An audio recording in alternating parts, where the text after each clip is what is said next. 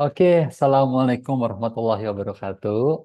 Bertemu lagi bersama saya Erwan Sudiwijaya dan saat ini saya mau sharing tentang faktor eksternal kelompok dan kelompok acuan. Jadi di perilaku konsumen itu ada faktor faktor eksternal ya yang mempengaruhi perilaku konsumsi kita.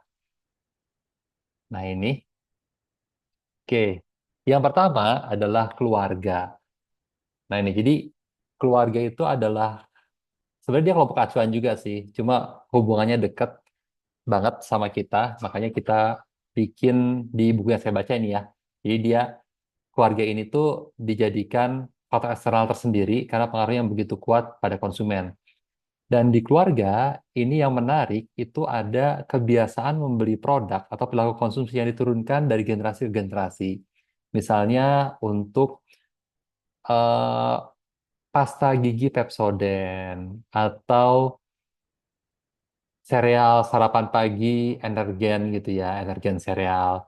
Itu biasanya diturunkan oleh orang tua ke anak yang terasanya saat teman-teman kos di Jogja, kalian misalnya dari Pemalang gitu ya, karena udah kebiasaan beli sabun cuci Sunlight, di sini pun untuk kebutuhan di kos sabun cucinya Sunlight juga. Terus kemudian saat nanti teman-teman sudah berkeluarga, itu membeli Sunlight juga nih, dan kebiasaan itu diturunkan ke generasi ketiga atau cucu. Nah, ini coba kita lihat ada pola pembelian dan situasi keuangan. Di sini ada kuadran positif dan negatif. Jadi karena pola pembelian dan situasi keuangan ini tuh berbanding lurus ya. Jadi sebelah kiri itu pendapatannya semakin banyak, yang kanan pendapatannya minus atau kurang, kurang dari standar. Kita awali dari yang single. Ini seumuran sama teman-teman. Single, mahasiswa. Bahkan nanti sampai sebelum menikah, walaupun kalian sudah bekerja, hitungannya masih single. Kaum-kaum single ini itu biasanya tinggal di kos atau di rumah orang tua. Nah, di sini karena mereka pun penghasilan mereka itu masih di kuadran yang dekat sama minus ya. Ya, jadi penghasilan masih dari uang saku atau saat sudah bekerja masih apa namanya pekerja-pekerja awal yang gajinya masih standar UMR. Oleh karena itu biasanya saat mereka satu kota dengan orang tua, mereka akan tinggal di rumah orang tua. Tapi saat mereka bekerja di luar kota, mereka akan tinggal di menyewa tempat tinggal yang ukurannya kecil karena memang untuk sendiri dan harganya lebih murah, yaitu kos atau apartemen personal. Ya, matur nuwun, Pak. Terus kemudian fase berikutnya adalah menikah. Menikah ini kan perpaduan dari dua orang single ya. Kalau pendapatan single menggeser kuadran situasi keuangan jadi agak ke tengah di sini. Di sini eh, secara situasi keuangan sudah mulai menengah gitu ya. Terus kemudian pola pembeliannya juga sudah semakin banyak daripada saat single. Berikutnya tadi pasangan menikah, kemudian memiliki anak. Saat anak satu, ibu masih bisa handle lah sambil bekerja seperti biasa. Anak sudah dua, rata-rata ibu itu memutuskan untuk resign. Resign dari pekerjaan yang rutin harus ke kantor gitu ya. Mereka kemudian memilih pekerjaan-pekerjaan yang work from home atau work from anywhere. Karena dia masih bisa bekerja di rumah sekaligus mengawasi anak-anaknya. Dan semua fokus kebutuhan pola pembelian ini berfokus pada anak. Berikutnya adalah single parent.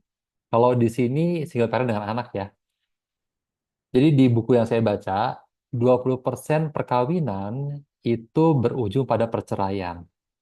Dan pada saat ini terjadi, maka single parent ini dia harus tinggal sambil menghidupi anak-anaknya. Oleh karena itu biasanya mereka akan menghemat waktu dan menghemat uang. Menghemat waktu karena mereka harus berbagi waktu antara bekerja untuk menghidupi keluarga dan mengurus anak-anak. Dan kemudian hemat uang itu yang membuat mereka membelanjakan barang-barang basic need. Jadi kalau basic need lebih fokus ke sandang, pangan, papan. Kemudian mereka lebih milih produk-produk instan karena produk instan ini tuh ready to cook gitu ya, cepat untuk dimasak, siap untuk dimasak, makanya lebih hemat waktu. Jadi bayangkan saat pagi hari harus ke kantor setengah 8 dan kemudian mengantar anak-anak ke sekolah sebelumnya, maka saat dia bangun tidur dan mempersiapkan sarapan itu waktunya harus cepat. Makanya mereka ini lebih seneng sama produk-produk yang instan. Berikutnya adalah senior parent dengan anak. Senior parent itu kalau dilihat dari kuadrannya, dia udah sebelah kiri nih, mendekat ke yang lebih, pendapatan pendapatan lebih. Karena dari sisi usia, senior parent itu biasanya menikah di usia 40-an. Makanya saat dia punya anak balita di 45 atau saat SD ini dia usia 45 sampai 50. Dari sisi pendapatan itu sudah mulai banyak, sudah mulai menengah ke atas lah ya. Makanya di sini, walaupun mereka fokus pada anak, mereka akan memilih sekolah-sekolah yang premium, kemudian produk baju yang premium untuk anak-anaknya. Nah, ini sama senior parent lagi, cuma usia anaknya lebih besar. Usia anaknya itu ya seumuran teman-teman lah, mahasiswa atau SMA gitu ya, yang sekolahnya udah mulai serius, termasuk SPP-nya udah mulai serius juga. Dan rata-rata anak-anak di usia segini tuh udah mulai mandiri. Jadi bahkan beberapa anak pun yang SMA-nya di pondok pesantren gitu ya, sudah tidak tinggal di rumah lagi. Atau saat kuliah sudah mulai kuliahnya di luar kota. Mereka sudah mandiri, makanya di sini ibu sudah mulai merasa kayaknya aku udah mulai senggang, aku akan bekerja lagi untuk membantu perekonomian keluarga. Nah, kemudian fase berikutnya adalah anak-anak yang sudah mentas. Di fase ini ada senior parent dengan pendapatan yang sudah lebih, pola pembelian mereka juga sudah mulai banyak, dan anak-anaknya sudah mulai mentas atau mandiri. Jadi anak-anaknya entah itu sudah mulai bekerja di luar kota gitu ya, mereka sudah punya pendapatan sendiri, tidak bergantung lagi pada orang tua, atau mereka satu kota tapi sudah menikah, jadi udah beda rumah. Dan ini yang terakhir adalah fase duda atau janda senior. Jadi di fase ini salah satu pasangan meninggal. Nah, ini ya berkaitan sama pola pembelian. Saat anak-anak sudah lepas dari orang tua, maka orang tua ini sudah mulai fokusnya ke arah lifestyle, tidak lagi family product. Jadi kalau teman-teman lihat, di sini family product itu muncul pada saat pasangan sudah menikah. Mereka sudah mulai membeli family product gitu ya. Jadi kayak mesin cuci ukuran yang buat serumah, rice cooker itu juga yang buat serumah juga ukurannya besar. Nah, ini berhenti saat anak-anak sudah mulai mandiri.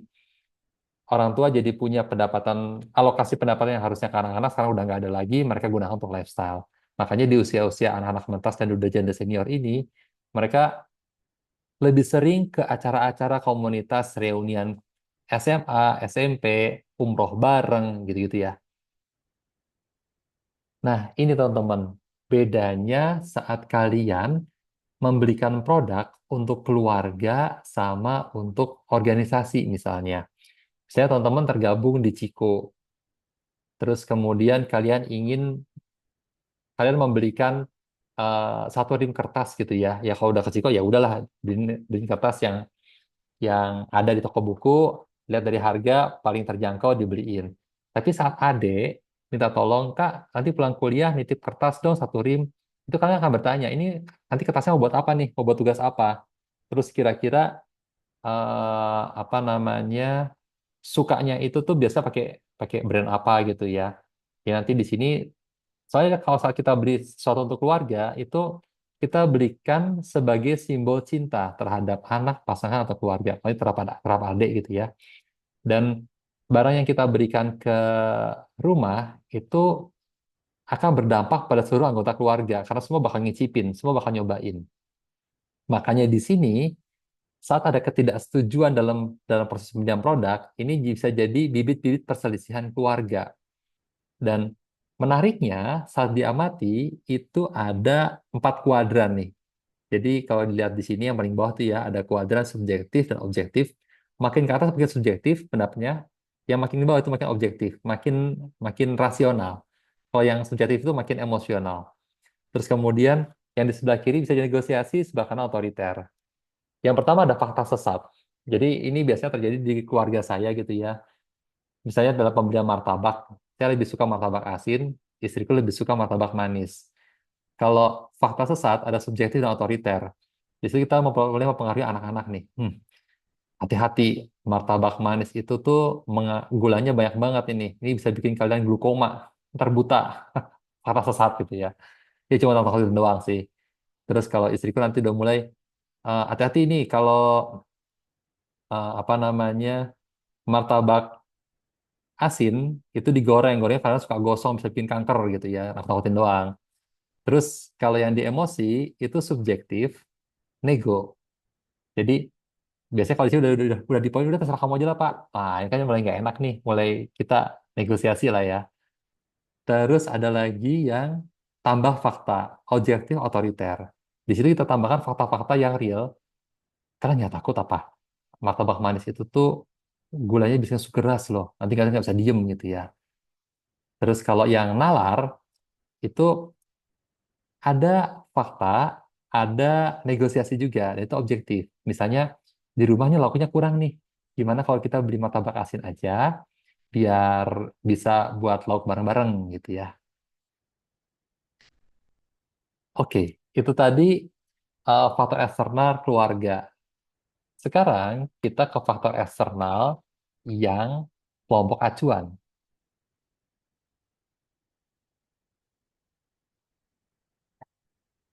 Nah ini, jadi kelompok acuan itu adalah circle kita yang perspektif atau nilainya kita pakai sebagai dasar perilaku. Misalnya nih, gini, teman-teman kan sudah tergabung di kelompok acuan Universitas Muhammadiyah Yogyakarta. Jadi di kampus ini teman-teman dibiasakan untuk memiliki perspektif Islam dan nilai-nilai yang ditanamkan dan nilai-nilai Islami. Hal sederhana aja buat teman-teman putri, teman-teman dibiasakan untuk menggunakan jilbab serta pakaian yang menunjang, menutupi syariah, menutupi aurat ya, sesuai syariah. Nah, ini akan terasa, misalnya teman-teman diajak ke mall sama bapak ibu, kemudian mau dibeliin kaos gitu ya. Di sini antara pilihan kaos lengan panjang atau lengan pendek, teman-teman akan memilih kaos lengan panjang karena rutinitas sehari-hari teman-teman itu lebih baik dihabiskan di kampus yang memaksa teman-teman untuk menggunakan baju lengan panjang untuk menutupi aurat sesuai syariat. Nah, ini adalah perspektif dan nilai UMY yang menjadi dasar perilaku teman-teman dalam memilih kaos. Nah, dalam sebuah organisasi, ini ada 4 ciri penting nih. Yang pertama itu keanggotaan. Itu ada di garis lingkaran warna biru. Keanggotaan ini tuh waktu teman-teman jadi anak UMY, kalian punya kartu mahasiswa. Nah, ini yang membedakan teman-teman sama mahasiswa UAD. Anak UAD nggak punya kartu mahasiswa UMY. Jadi kalau di sini, lingkaran itu adalah lingkaran UMY, ada perpisahan yang jelas, ada perbedaan yang jelas, mana anggota UMY, mana bukan. Yang kedua, ada ikatan sosial. Ikatan sosial di sini tuh eh dilihat dari ini deh. Contohnya ikatan sosial yang primer itu keluarga. Secara emosional kita dekat sama keluarga kan. Di sini interaksinya positif dan yang kedua contohnya itu adalah di organisasi. Misalnya teman-teman tergabung di Vodka gitu ya. Ini adalah ikatan sosial yang bersifat sekunder. Interaksinya pun tidak terlalu banyak dibanding keluarga lebih intens. Terus kemudian ada daya tarik. Jadi kalau yang pertama keluarga, yang kedua teman sebaya gitu ya. Misalnya dalam berpakaian, teman-teman lebih berorientasi, daya tariknya itu positif ke orang tua atau ke teman-teman circle di vodka nih. Jadi kalau pakaian, kalau daya tarik teman-teman lebih ke vodka, teman sebaya itu berarti positif ke sana. Tapi ini case by case ya. Ada saat teman-teman misalnya memilih kampus gitu ya, karena yang membiayai masih orang tua, teman-teman akan mengikuti keinginan dari orang tua. Daya tariknya lebih karena orang tua. Terus yang keempat ada jenis kontak. Jenis kontak itu gaya dalam berinteraksi gitu ya. Ada yang langsung, ada yang tidak langsung. Langsung itu ya ketemu langsung secara fisik, offline. Dan yang tidak langsung itu yang online. Nanti yang bagian jenis kontak, yang online terutama, itu menarik banget karena ada fitur interaktifnya. Nanti akan kita bahas di poin yang terakhir. Sekarang kita masuk dulu pertama, berikutnya ke segitiga yang hedonik. Jadi gini, sebuah produk itu sangat mungkin dibeli karena fungsinya atau dibeli karena value-nya atau nilainya. Contohnya sepatu Vans gitu ya, dengan sole yang tebal. eh Sole tebal dan desain yang casual itu memunculkan nilai-nilai casual pada fans. Nah, saat teman-teman ingin memunculkan, aku tuh anaknya casual banget nih, karena akan beli sepatu fans, terus kemudian ekspresi simbolik yang kalian ekspresikan adalah menggunakan sepatu fans ini ke kampus. Maka teman-teman kampus akan melihat, oke, kamu hari ini kayaknya lagi casual ya. Dan ini adalah subkultur konsumsi teman-teman. Ini ada circle. Ya kalau di Jogja itu ada Jogja Sneaker Days gitu ya. Biasanya diadakan di Lipo. Di situ tuh para pecinta sneakers karena value tadi, mereka biasanya beli sepatu-sepatu sneakers tidak untuk digunakan secara rutin, tapi untuk dikoleksi. Jadi pada saat Jogja Sneaker Days, mereka akan datang ke sana, berkumpul bersama, saling jual beli atau saling sharing pengalaman. Makanya di sini ada hierarki. Biasanya hierarki ini tuh ditentukan dari lamanya dia menggunakan produk. Semakin lama dia punya banyak sekali pengalaman yang jadi modal dia untuk dibagikan pada saat acara-acara komunitas. Baik komunitas acaranya offline seperti Jogja Sneaker Days atau pada saat dia bergabung di komunitas online berbasis sosial media. Nah, yang kedua, ini ada utilitarian. Utilitarian itu orang, konsumen kita, beli sepatu Vans karena fungsinya untuk bermain skateboard.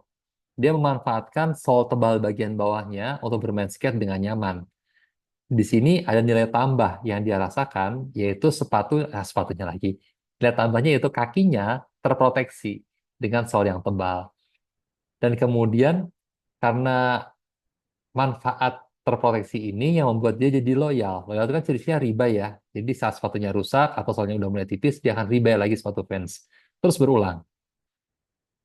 Terus di sini ada tanggung jawab. Ya, tanggung jawab itu sebetulnya reason to buy ya. Alasan kenapa dia membeli produk ini karena dia bertanggung jawab pada kakinya.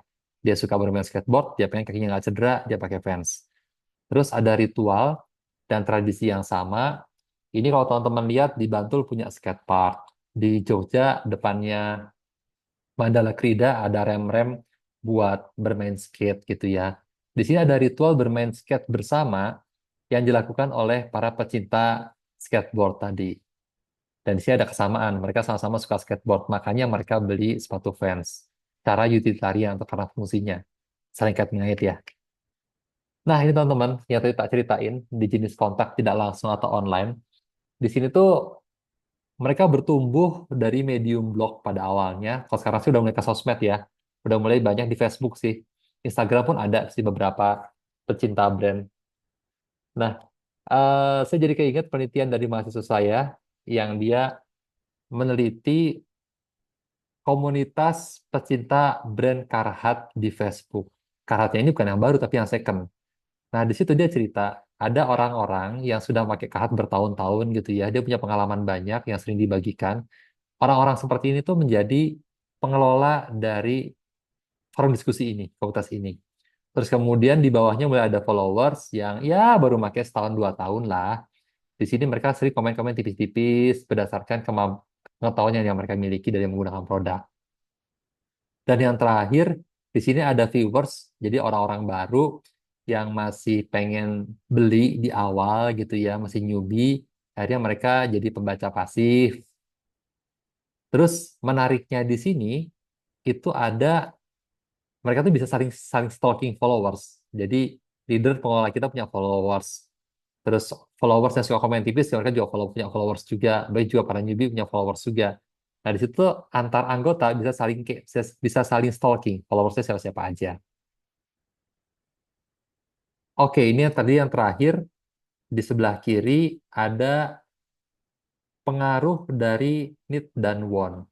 Semakin orang pengen atau butuh terhadap satu produk, dia semakin berkomitmen sama produknya karena dia merasa aktivitas sehari-harinya itu relevan sama produk yang dia beli, baik secara hedonik atau utilitarian ya. Jadi buat bikin mereka menjadi semakin percaya diri. Oke, sekian video dari saya. Wassalamualaikum warahmatullahi wabarakatuh. Eh, ada lagi satu lagi, Deng. Sorry, sebelum tutup, ini nih. Aduh, tadi belum saya sampein.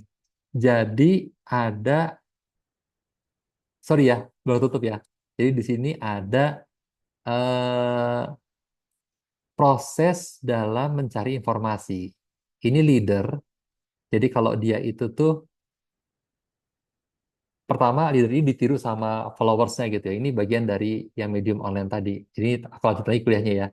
Part 2 karena seru. Terus yang pertama ada followers yang dia itu tuh informasional. Jadi dia ya udah di sini biasanya ya masih viewer masih newbie gitu ya. Dia meniru meniru leadernya beli apa ya udah diikutin. Yang kedua normatif biar diterima. Jadi dia beli produk yang lagi rame apa biar bisa diterima di komunitasnya dalam bentuk dia jadi bisa komen. Yang ketiga ada identifikasi. Kalau di sini tadi dia tuh udah informasi akan produknya sudah banyak yang dia dapatkan, makanya dia menjadi beli produk karena untuk menunjang kepercayaan dirinya. Nah, berikutnya ini ada word of mouth. Jadi sebetulnya ini proses yang sama ya. Leader pengelola di medium online tadi, dia sudah lama menggunakan produk Carhartt, kemudian dia menginterpretasikan, menerjemahkan pengalaman yang dia rasakan ke konsumennya atau ke followersnya. Hati-hati teman-teman, konsumen yang kecewa akan dua kali lebih semangat bikin konten daripada orang yang puas. Jadi pola word of mouth ini tuh eh, pesan itu apa namanya menyebar secara buzz atau organik. Di sini kenapa pesan-pesan word of mouth dari pengguna sama pengguna itu dipercaya karena konsumen zaman sekarang itu makin skeptis terhadap iklan. Dan yang kedua, karena mereka ini nggak dibayar, maka mereka bisa mengkritisi brand tersebut sekejam-kejamnya. Makanya orang yang nonton juga ini pasti real. Dan menariknya, sekarang itu tuh banyak eh, opinion leader atau influencer itu semakin spesifik karena pasar kita semakin tersegmentasi. Jadi kayak misalnya tadi gitu ya, untuk ngomongin sepatu nih, ada sepatu yang casual buat skate atau sepatu yang casual. Casual pun macam-macam nih. Ada yang brand lokal, ada yang brand luar negeri. Dan ini ada investornya masing-masing. Ya, oke. Materinya ternyata udah habis beneran. Jadi sekali lagi saya tutup ya. Terima kasih sudah bergabung. Saya tutup. Wassalamualaikum warahmatullahi wabarakatuh.